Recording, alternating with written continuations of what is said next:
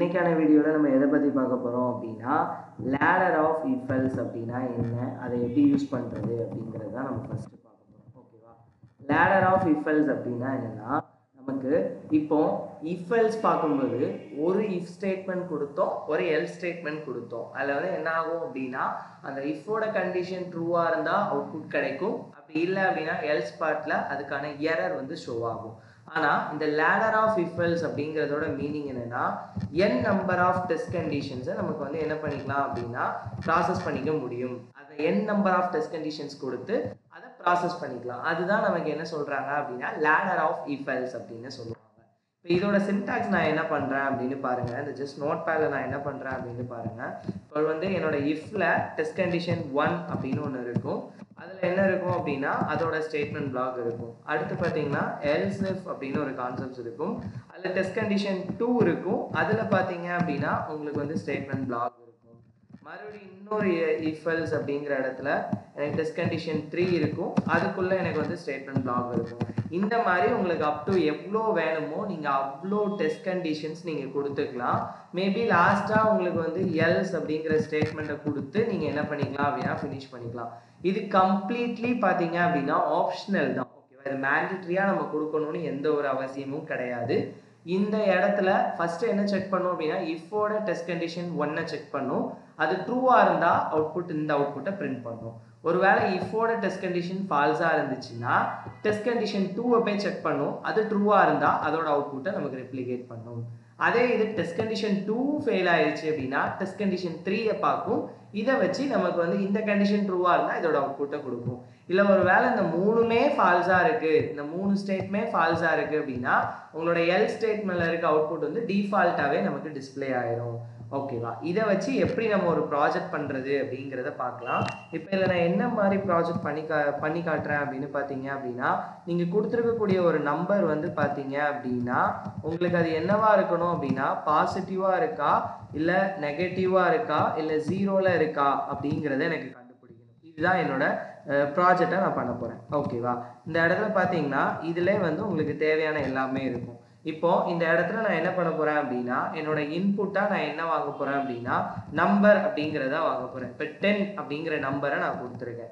இப்போ இது வந்து பாசிட்டிவா இல்லை நெகட்டிவா அப்படிங்கிறத நான் செக் பண்ணணும். இதை எப்படி நான் செக் பண்ண போறேன், பாசிட்டிவ் நெகட்டிவ் ஆர் 0 அப்படிங்கிறத நான் எப்படி செக் பண்ண போறேன் அப்படின்னா, இஃப் நான் என்ன பண்ண போறேன் அப்படின்னா என்னோட நம்பர் கிரேட்டர் தென் 0வா இருந்துச்சு அப்படின்னா எனக்கு இது என்ன சொல்லிடுறாங்க அப்படின்னா console.log_off. இந்த இடத்துல console.log_off அப்படிங்கிற ஏரியாவில் இதை வந்து நான் என்ன சொல்லிடுவேன் அப்படின்னா பாசிட்டிவ் நம்பர் அப்படின்னு நான் சொல்லிடுவேன். இப்போ அதே இடத்துல else if அப்படிங்கிற ஸ்டேட்மெண்ட்ல நான் என்ன பண்ணுவேன் அப்படின்னா என்னோட நம்பர் லெஸ் தென் 0வா இருந்துச்சு அப்படின்னா எனக்கு இந்த இடத்துல என்ன வரும் அப்படின்னா console.log_off அப்படிங்கிறத போட்டுட்டு நான் வந்து இதை நெகட்டிவ் நம்பர் அப்படின்னு நான் சொல்லி கொடுத்துருவேன். இந்த இடத்துல வந்து இது எனக்கு லெஸ் தெனாக இருந்துச்சு அப்படின்னா இந்த இடத்துல வந்து எனக்கு லெஸ் தெனாக இருந்துச்சு அப்படின்னா எனக்கு அது என்னவா இருக்கும் அப்படின்னா அது நெகட்டிவாக இருக்கும் அப்படின்னு அர்த்தம். அடுத்து பார்த்தீங்கன்னா else if அப்படிங்கிற ஏரியாவில் நம்பர் ஈக்குவல் டு 0வா இருந்துச்சு அப்படின்னா எனக்கு console.logல இதை வந்து நம்ம என்ன சொல்லிடலாம் அப்படின்னா 0 அப்படின்னு சொல்லிடலாம். இப்போ பார்த்தீங்கன்னா இந்த அவுட்புட்டை நம்ம செக் பண்ணி பார்ப்போம். இப்போ நோடு day2.js அப்படின்னு நான் செக் பண்ணுறேன். எனக்கு 10ங்கிறது என்னவா இருக்குது, பாசிட்டிவ் வேல்யூவாக இருக்குது. இப்போ இதே இடத்துல நான் இப்போ என்ன பண்ணுறேன்னா 0 அப்படின்னு கொடுக்குறேன். எனக்கு வந்து 0 அப்படின்னு இருக்குது. இப்போ இதே இடத்துல நான் என்ன பண்ணுறேன் அப்படின்னா -5 அப்படின்னு சொல்லி கொடுக்குறேன். எனக்கு வந்து நெகட்டிவ் நம்பர் அப்படின்னு இருக்குது. இப்போ இந்த இடத்துல இந்த ப்ரோக்ராம்லேயே நம்ம சின்ன மாடிஃபிகேஷன் பண்ணலாம். இப்போ இந்த else if அப்படிங்கிற ஸ்டேட்மெண்ட் நீங்கள் கொடுக்காம டைரெக்டாக நீங்கள் என்ன பண்ணிடலாம் அப்படின்னா எல்ஸுங்கிற ஸ்டேட்மெண்ட்டை கொடுத்து இப்போ நீங்கள் என்ன பண்ணலாம் அப்படின்னா console.log_off அப்படின்னு சொல்லிட்டு 0 அப்படின்னு அசைன் பண்ணிடலாம். இப்போவே பாருங்கள் எனக்கு வந்து மைனஸில் கொடுத்தா நெகட்டிவ் வேல்யூன்னு கரெக்டாக வந்துருச்சு. அதே இது இப்போ நான் 0 கொடுக்குறேன் அப்படின்னா எனக்கு 0 அப்படிங்கிற வேல்யூ வந்துருச்சு. இதே இதில் நான் ஒரு 70 அப்படின்னு கொடுத்துருக்கேன் அப்படின்னா திஸ் இஸ் அ பாசிட்டிவ் வேல்யூன்னு வந்துருச்சு. இதுதான் நமக்கு வந்து என்ன சொல்றாங்க அப்படின்னா லேடர் ஆஃப் இஃப் எல்ஸ் அப்படிங்கிறதுக்கான எக்ஸாம்பிள் அப்படின்னு சொல்றாங்க. ஓகேவா?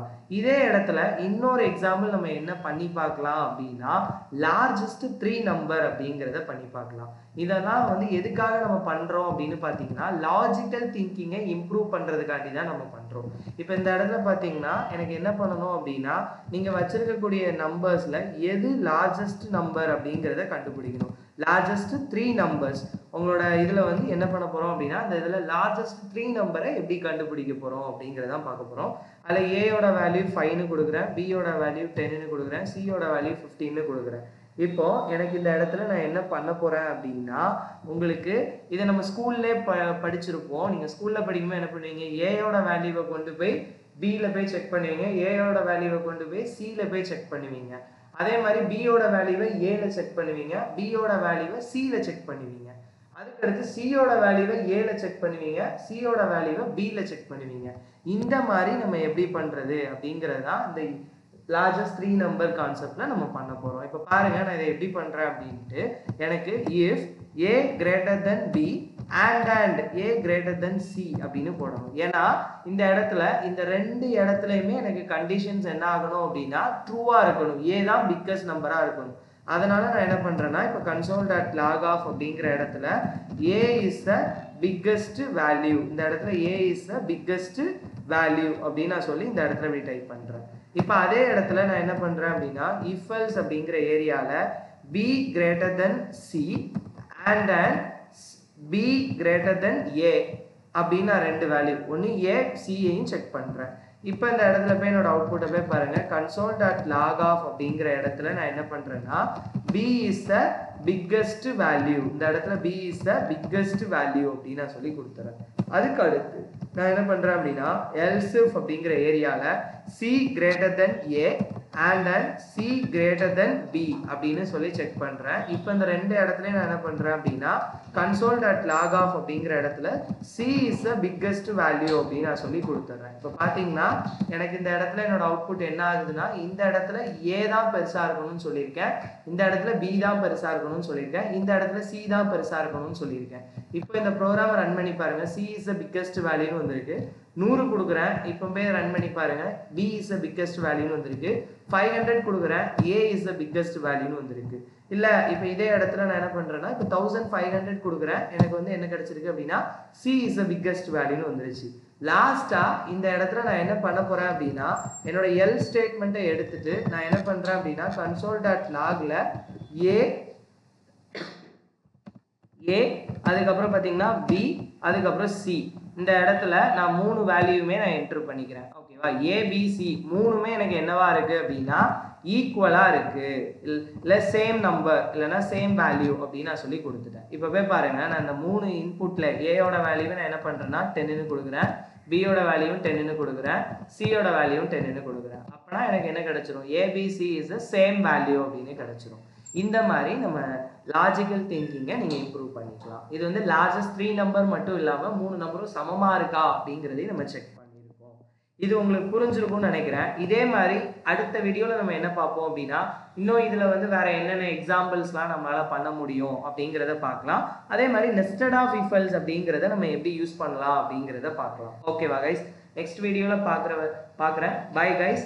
இதே மாதிரி யூஸ்ஃபுல்லான வீடியோஸ் உங்களுக்கு தொடர்ந்து வேணும் அப்படின்னா நீங்கள் கிரெடோ சிஸ்டம் சேனலை லைக் பண்ணுங்க, ஷேர் பண்ணுங்க, சப்ஸ்கிரைப் பண்ணுங்க. ஜாவா ஸ்கிரிப்ட் படிச்சுட்டு இருக்க உங்க ஃப்ரெண்டுக்கு இந்த வீடியோவை மறக்காம ஷேர் பண்ணிடுங்க. நெக்ஸ்ட் வீடியோல பார்க்கலாம். பாய்.